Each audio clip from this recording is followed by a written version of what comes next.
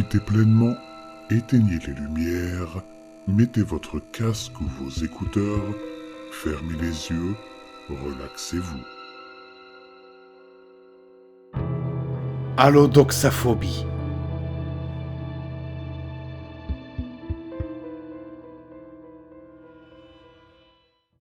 La Croix-Rouge s'est montrée agressive au cours des semaines précédentes.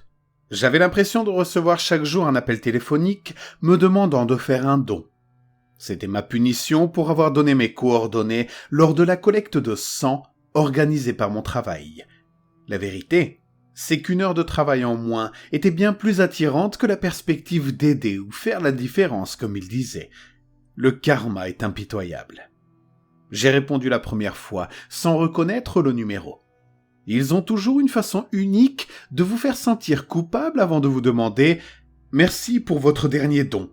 Le sang que vous avez donné a sauvé 3 vies. » Après avoir écouté la dame décrire le besoin désespéré de dons supplémentaires, j'ai feint l'inquiétude et lui ai fait savoir que je passerai à un moment ou à un autre. Lorsqu'elle me propose un rendez-vous, je réponds maladroitement que je suis très occupé et que je ne peux pas m'engager sur quoi que ce soit de précis. Elle me remercie sur un ton de jugement répété et raccroche.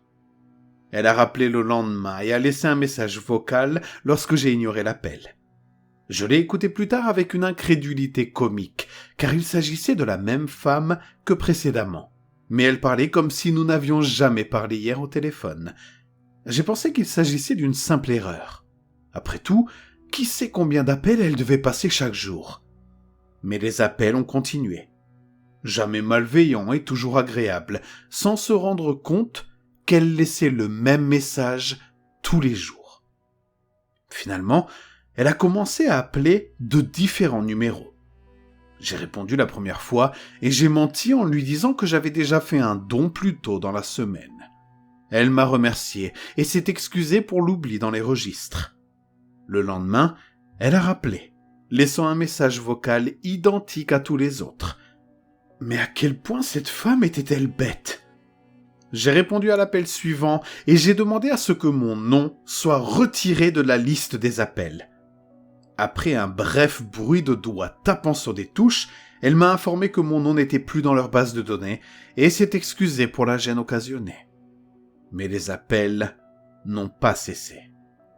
1 fois par jour, à peu près à la même heure, et jamais du même numéro de téléphone.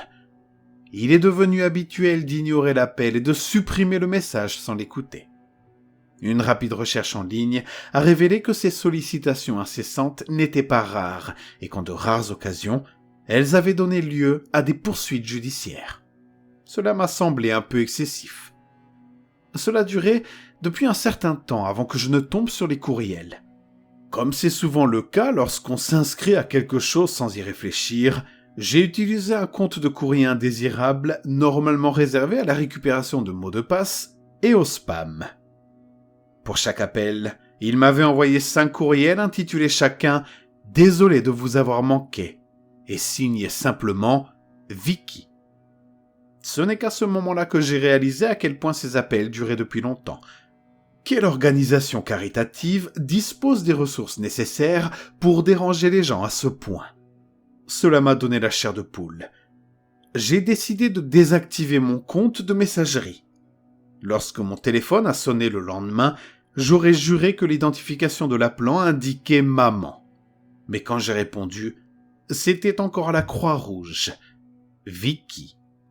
Sous le choc, j'ai raccroché et vérifié ma liste d'appels entrants.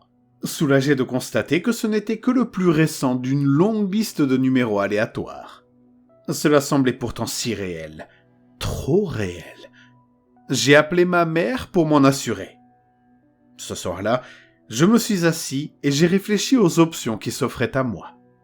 Les appels devaient cesser, mais toute action autre que celle que j'avais déjà entreprise me semblait exagérée par rapport au désagrément. Je pouvais menacer Vicky de faire appel à la police. Mais si les appels continuaient, est-ce que j'allais vraiment faire appel à la police contre la Croix-Rouge? Changer de numéro me semblait tout aussi absurde.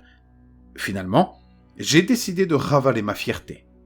J'ai composé le dernier numéro d'où elle m'avait appelé et j'ai attendu que les fausses politesses de Vicky m'inondent les oreilles. Par coïncidence, une collecte de sang était organisée sur le parking d'un Walmart, pas très loin de chez moi. Elle m'a donné un rendez-vous et m'a remercié abondamment d'avoir sauvé des vies, allant même jusqu'à me qualifier d'ange. Pour une raison que j'ignore, ce mot m'a donné des frissons. Même si cela ne faisait disparaître les appels que pendant quelques mois, cela en valait la peine. Cela me permettrait au moins de retrouver la raison et de trouver une solution plus permanente. En entrant dans le parking, j'ai jeté un coup d'œil à ma montre. J'étais arrivé 15 minutes à l'avance, comme pour un entretien d'embauche. J'avais exigé d'être le premier à prendre rendez-vous, ce qui, à mon grand désarroi, avait été fait à 7 heures du matin. En conséquence, le terrain était horriblement abandonné. J'ai garé ma voiture et me suis dirigé vers la porte avant du bus. Il avait l'air identique à celui dans lequel j'étais entré auparavant. Il se pourrait même que ce soit le même. Avant que je puisse frapper, la porte s'est ouverte et un petit homme joufflu avec des lunettes a sorti la tête. « Rendez-vous de 7 heures ?» La soudaineté m'a volé la parole. Je n'ai fait qu'acquiescer avec ma tête. « Vous êtes en avance, mais ce n'est pas grave. Entrez, asseyez-vous où vous voulez. » Le bus était prévu pour plusieurs personnes, 8 d'après mes calculs.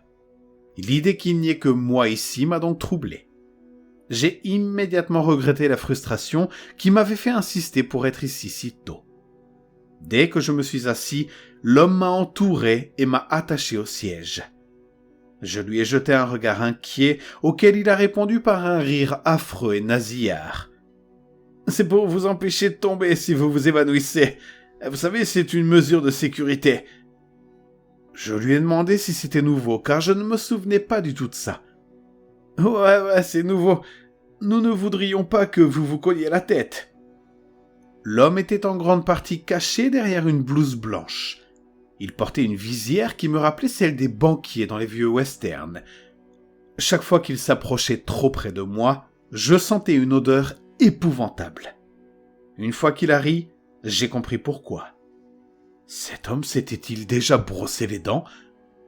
Il a tamponné mon bras avec de l'alcool et a rapidement inséré l'aiguille. J'ai regardé mon sang s'écouler dans le tube sous ma chaise.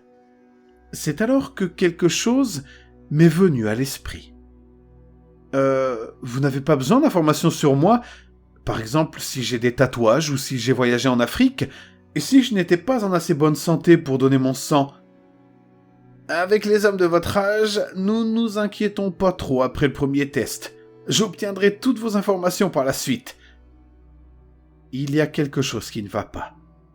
Avait-il oublié et couvrait-il ses traces ? J'ai reposé la tête en arrière et je l'ai laissé tomber. Pourquoi faire quelque chose à partir de rien ? Je me sentais bien. Au bout de quelques minutes, il est revenu et a ajusté quelque chose sous mon siège. En me levant, il a remarqué la cicatrice sur mon autre bras. « Qu'est-ce qui vous est arrivé au bras ?» Je lui ai expliqué que j'avais eu un accident de vélo quand j'étais très jeune. Il s'est concentré sur la cicatrice pendant un moment, comme s'il en prenait connaissance dans les moindres détails. Finalement, il a répondu « Oh, c'est dommage, c'est dommage. » L'homme a continué à arpenter l'allée, s'arrêtant de temps en temps pour faire quelque chose sous ma chaise. Finalement, j'ai commencé à me sentir nauséeux. Combien de temps s'était écoulé ? J'ai cherché ma montre, mais elle n'était plus là. L'avais-je enlevée ? L'avais-je oubliée aujourd'hui ? Je revins frénétiquement sur mes pas, incapable de parvenir à une conclusion définitive. L'avait-il prise ? Je ne pouvais pas l'accuser d'avoir volé une montre à $10. Je lui ai demandé l'heure et il a haussé les épaules en disant qu'il n'était pas sûr. Je me sentais tellement fatigué. Il s'est à nouveau agenouillé et cette fois, j'ai tendu le cou pour voir ce qu'il faisait. J'ai regardé avec horreur ce qui se passait. Il échangeait un sac plein avec un sac vide à chaque fois. Mon cœur s'est mis à battre la chamade. Combien de poches a-t-il rempli de mon sang ? Je l'ai appelé, surpris par l'effort que cela lui demandait.